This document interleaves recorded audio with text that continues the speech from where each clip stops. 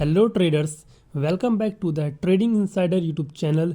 और आज की इस वीडियो में हम लोग बात करने वाले हैं लॉजिकल स्टॉप लॉस के बारे में। देखो, जब भी बिगिनर्स ट्रेडिंग स्टार्ट करते हैं और वो लोग जब ट्रेड करते हैं तो उनके गलत जगह पे एसएल लगाने की वजह से उनका मल्टीपल एसएल हिट होता है, क्योंकि उनको सही तरीका नहीं बताया जाता कि हमको एसएल लगाना कैसे चाहिए। कोई कहता है कि 10 पॉइंट का एसएल लगा दो, कोई कहता है कि प्रीमियम के चार्ट पे 10% से ज़्यादा का एसएल नहीं होना चाहिए। एसएल का जो नंबर होता है, यानी कि जो वैल्यू होती है 10, 11, 12, वो कंडीशन के हिसाब से चेंज होती है। तो इस वीडियो में मैं आपको एक सही तरीका बताऊंगा स्टॉप लॉस लगाने का। काफ़ी कुछ नया जानने को मिलेगा इस वीडियो में, एंड तक बने रहना। तो चलिए स्टार्ट करते हैं।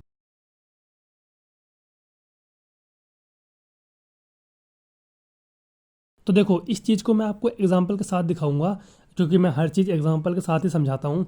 एग्जांपल के लिए देखो, यहाँ पे मैंने खोल रखा है सेंसेक्स का चार्ट, और ऊपर साइड मुझे दिख रहा है कि एक रेजिस्टेंस लेवल है। ये मैं ड्रॉ कर देता हूँ।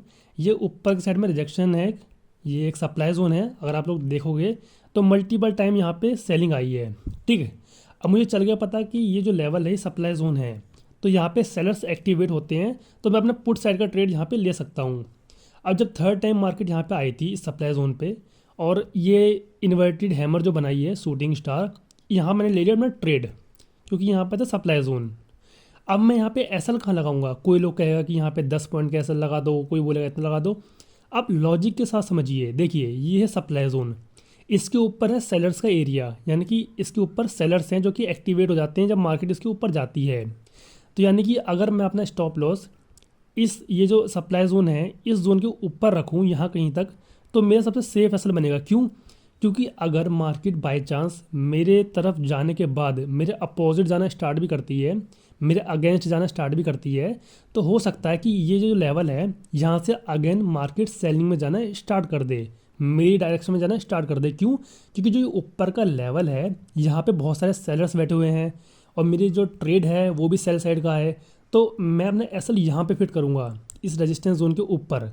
क्यों? क्योंकि अगर मार्केट मेरे अगेंस्ट यहाँ पे जाती भी है तो अगेन जो सेलर्स होंगे वो मार्केट को नीचे ले जाने का ट्राई करेंगे, और मेरा जो एसएल है वो हिट भी नहीं होगा, और मेरा टारगेट भी चला जाएगा, मतलब आ जाएगा। ठीक है, अब मैंने आपको दिखाया कि किस तरीके से मैंने यहाँ पे एसएल फिट किया, क्योंकि यहाँ ऊपर जो जोन है वो सेलर्स का जोन है।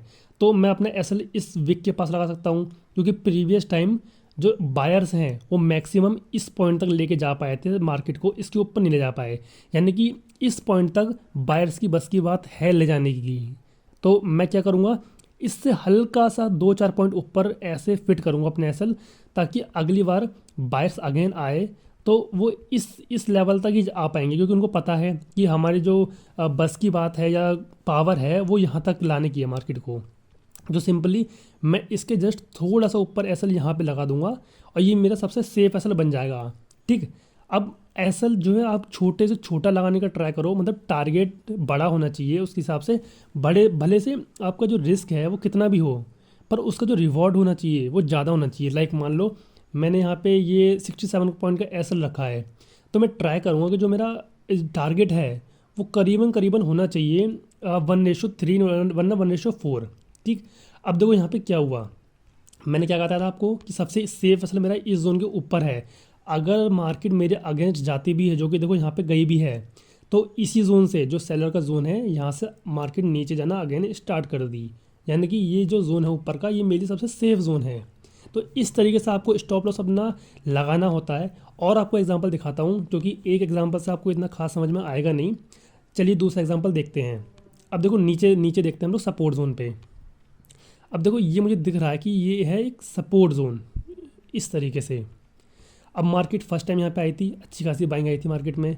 अगेन मैं चलता हूँ यहाँ नीचे, जब मार्केट सेकंड टाइम इस जोन पे आएगी, और मैंने यहाँ पे अगर बाय ट्रेड लिया होता, अगर मैंने लॉन्ग ट्रेड यहाँ पे लिया होता, एग्जांपल के लिए मैंने अगर मान भी लो कि मैंने इस जोन पे अगर लिया होता ट्रेड, तो मेरा स्टॉप लॉस ये नहीं कि मैं छोटा लगाने के चक्कर में यहीं लगा दूंगा, यहाँ पे मेरा बड़ा स्टॉप लॉस लग रहा है तो मैं यहाँ लगा दूँ, नहीं। स्टॉप लॉस मुझे इस जोन के नीचे ही रखना पड़ेगा। क्यों? क्योंकि इस जोन के नीचे बायर्स अवेलेबल हैं। तो अगर मार्केट मेरे अगेंस्ट में आती भी है, यहाँ से ऊपर जाने के बाद अगेंस्ट में आती भी है, तो करेक्ट इस जोन से मार्केट अगेन मेरे साइड जाना स्टार्ट कर सकती है, मेरी ही डायरेक्शन में मूव कर सकती है अगेन। तो मेरे हिसाब से सेफ ऐसा होगा इस जोन के नीचे, जहाँ पे बहुत सारे बायर्स बैठे हुए हैं, तो मार्केट नीचे आएगी तो अगेन एक मतलब प्रोबेबिलिटी रहेगी कि अगेन यहाँ से बायर्स जनरेट हों और मार्केट ऊपर चले जाए। ठीक, इस तरीके से मैं अपना ऐसा लगता नीचे के साइड में। आगे और एग्जांपल देखते हैं। ये तो अब ब्रेक डाउन आ चुका, अब आगे देखते हैं कहीं पे अगर कोई दिखता है ट्रेड। ओके, अब देखो यहाँ पे मैं आपको एग्जांपल दिखाता हूँ, एक और एग्जांपल। ये देखो मुझे दिख रहा है कि यहाँ पे एक अच्छा खासा रेजिस्टेंस लेवल है यहाँ पे। ठीक है, मार्केट यहाँ पे रिस्पेक्ट कर रही है इस जोन को। खैर यहाँ पे है तो वैसे साइड बेस, लेकिन एग्जांपल के लिए यहाँ पे लेके चलते हैं कि ये रेजिस्टेंस लेवल है। इस तरीके से मैं यहाँ नीचे ड्रॉ करता हूँ।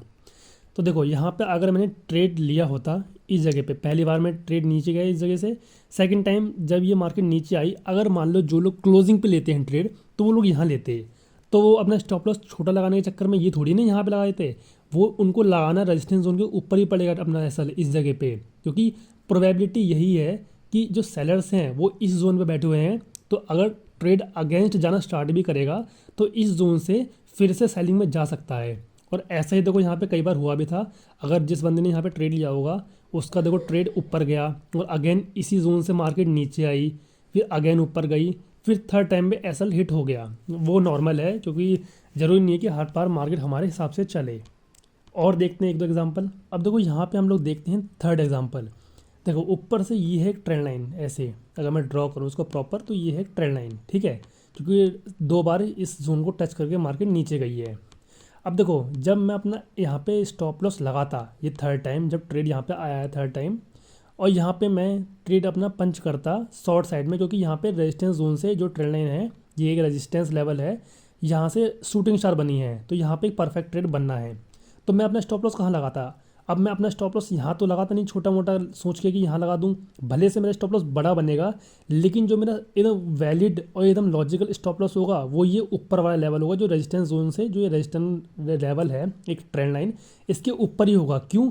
क्योंकि मैं देखो 2 बार मार्केट इसी ट्रेंड लाइन को रिस्पेक्ट करके नीचे गई थी, तो थर्ड टाइम भी अगर मार्केट आती भी है मेरे अगेंस्ट आती भी है इस तरीके से, तो प्रोबेबिलिटी रहेगी कि इसी लेवल से ये रेजिस्टेंस जो ये ट्रेंड लाइन है इससे अगेन मार्केट नीचे जाना स्टार्ट कर दे। तो मेरा एक सेफ एसएल ये होगा कि मैं इस ट्रेंड लाइन के ऊपर अपना एसएल फिट करूं, तो ये होगा मेरा लॉजिकल स्टॉप लॉस। अब भले ये शूटिंग स्टार मेरी यहाँ पे क्यों ना क्लोज हुई होती, जैसे यहाँ पे छोटी बनी है इस टाइम पे, ये अगर ये जो शूटिंग स्टार है उसकी विक्स बहुत लंबी होती, एग्जाम्पल के लिए मान लो यहाँ तक ये विक्स होती और यहाँ पे बॉडी होती, यहाँ पे क्लोजिंग हुई होती, तब भी मेरा स्टॉप लॉस यही होता।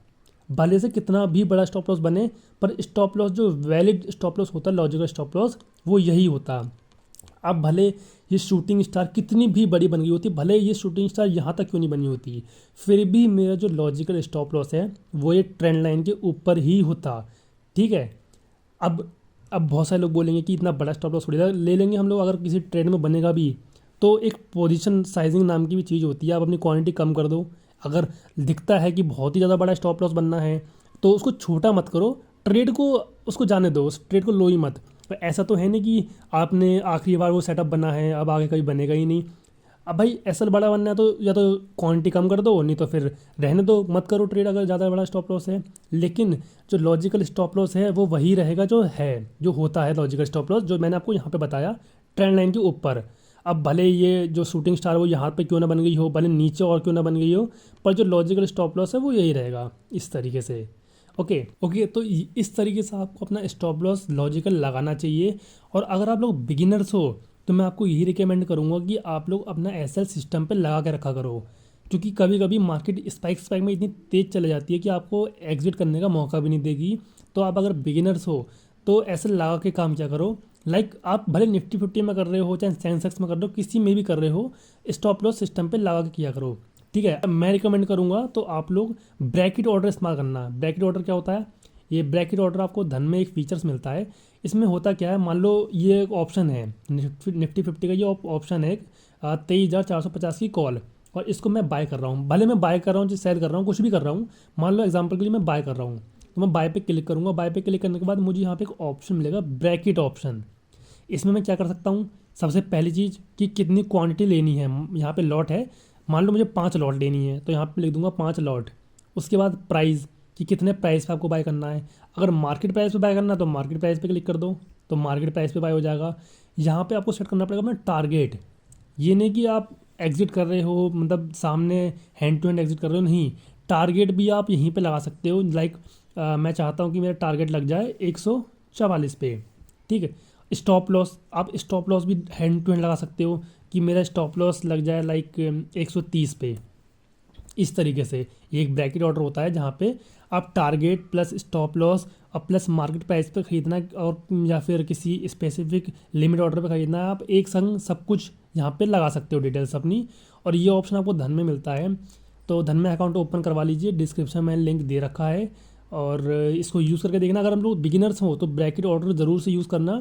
इसमें आप लोग अपना स्टॉप लॉस और टारगेट एक साथ लगाकर ऑर्डर पंच कर सकते हो, और काफ़ी आपके लिए ये इजी भी हो जाएगा ये करना, और रिस्क फ्री भी हो जाएगा। एक तरीके से आपके लिमिटेड लॉस हिट होगा, और जितना आपको प्रॉफिट चाहिए वो भी एकदम फिक्स मिलेगा आपको, क्योंकि टारगेट एकदम फिक्स हिट होगा, ठीक है। तो इस वीडियो का यही टॉपिक था, एक लॉजिकल स्टॉप लॉस का। अगर आपको वीडियो में कुछ समझ में ना आया हो तो कमेंट कर देना। बाकी मिलते हैं नेक्स्ट वीडियो में, तब तक के लिए take care and thanks for watching this video guys.